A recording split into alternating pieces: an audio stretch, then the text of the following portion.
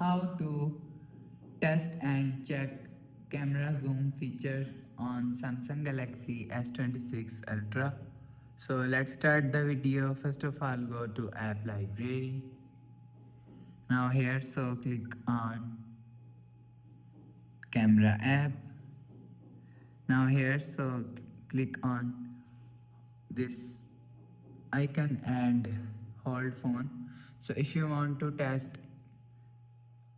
zoom feature, so you will see 1x, 2x, 3x, 5x, 10x, and 30x and 100x. So you will see.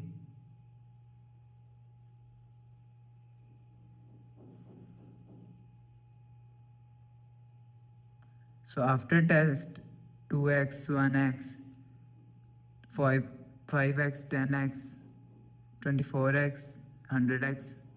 So after testing, go back to home screen, refresh phone. So that's how you can check and test zoom feature on Samsung Galaxy S26 Ultra. So if you like the video, please subscribe. Thanks for watching.